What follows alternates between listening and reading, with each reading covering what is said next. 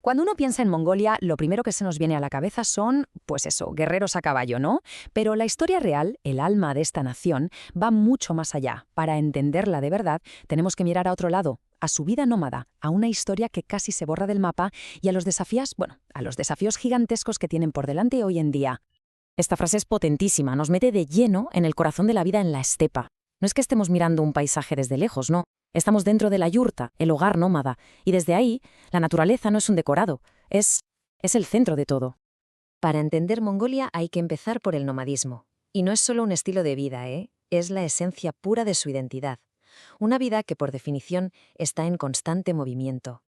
A ver, pensemos en esto por un segundo. Una sociedad donde la hospitalidad es sagrada. No hace falta que te inviten, la puerta siempre está abierta. Un lugar donde los niños, casi antes de andar, ya están montando a caballo. La idea de libertad aquí es literal. La tierra es de todos y no es de nadie. Un ecosistema inmenso donde se puede vivir, acampar libremente.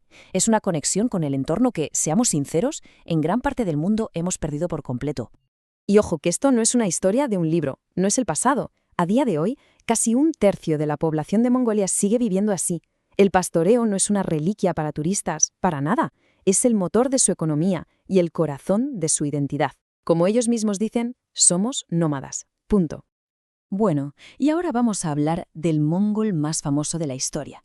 Un nombre que, claro, todos conocemos, pero cuya historia real, bueno, esa historia estuvo prohibida, suprimida durante décadas. Y ahora, por fin, su propio pueblo la está redescubriendo. Aquí vamos a desmontar un mito. En Occidente, la imagen que tenemos es la del conquistador brutal, ¿verdad? Pero para los mongoles, Gengis Khan fue otra cosa. Fue el gran unificador, el que puso fin a décadas de guerras entre tribus. Fue un legislador con ideas totalmente revolucionarias para su época, y alguien que promovió la tolerancia religiosa en un imperio gigantesco. Es que su vida, su juventud, fue increíblemente traumática. Pongámonos en situación. Tienes 8 años, envenenan a tu padre y tu propia tribu os abandona, a ti y a tu familia, a una muerte casi segura. Años después, secuestran a tu esposa. O sea, esta violencia constante, en lugar de convertirlo en un monstruo, lo que hizo fue motivarlo para crear un sistema que acabase con todo ese caos. Su objetivo no era la guerra por la guerra, era la unidad para conseguir la paz. Y esa visión se ve en sus leyes, que eran alucinantes para la época. Decretó la libertad religiosa en el siglo XIII, algo casi impensable. Prohibió el secuestro de mujeres, que era una de las causas principales de conflicto, y estableció la inmunidad diplomática, o sea, que había que proteger a los embajadores. Básicamente sentó las bases de lo que hoy llamamos derecho internacional. Casi nada. Pero claro, después de ese pasado tan glorioso, llegó un siglo XX muy, muy oscuro.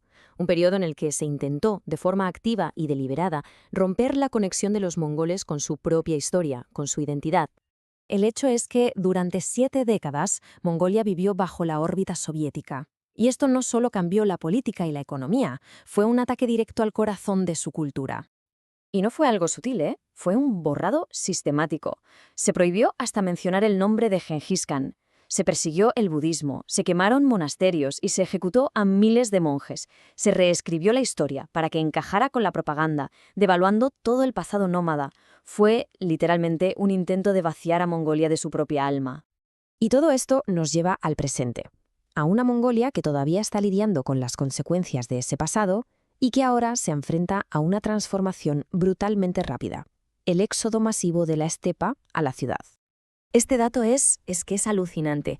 En un país que es el sinónimo de los espacios abiertos, de la inmensidad, resulta que la mitad de toda su población vive ahora mismo en un único punto, la capital, Ulan Bator.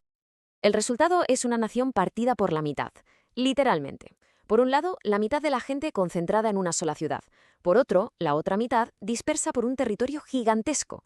La presión que esto pone sobre la capital es insostenible. ¿Y por qué esta migración tan masiva? La causa principal fueron los duds, que son unos inviernos terriblemente duros que acabaron con rebaños enteros, que eran el único sustento para miles de familias. ¿Cuál era su única opción? Mudarse a la ciudad. Y lo hicieron llevando su hogar, la yurta, a un entorno urbano para el que no estaba preparada, creando estos enormes barrios de gers. Las consecuencias de esto son brutales, sobre todo para la salud.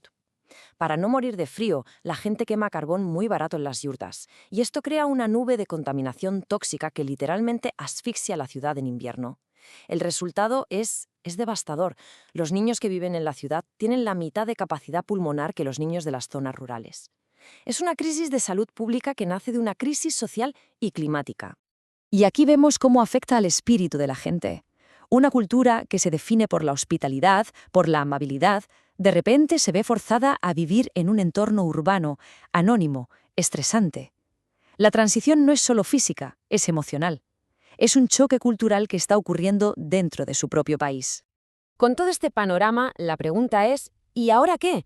¿Qué le depara el futuro a Mongolia? Parece que la clave la tiene la generación más joven, que está precisamente ahí, atrapada entre la herencia de la estepa y la dura realidad de la ciudad. Esta es la pregunta del millón que se están haciendo hoy. Ya no se trata de elegir entre el pasado o el futuro, sino de encontrar la manera de que los dos puedan convivir, de que se puedan enriquecer el uno al otro. Y quizá la respuesta está en lo que podríamos llamar la sabiduría nómada. Fijaos, principios como el minimalismo, el respeto al medio ambiente, el anticonsumismo, la importancia de la comunidad, hoy nos suenan supermodernos, ¿verdad? Pues bien, han sido la base de su cultura durante siglos. No son reliquias, son herramientas súper valiosas para los desafíos que tenemos hoy. Y terminamos con este principio nómada. Es una idea que parece sencilla, pero que es increíblemente poderosa. Nos recuerda que no somos los dueños del mundo, sino sus guardianes temporales. Una lección que nos llega desde la estepa mongola, pero que es, sin duda, para todos.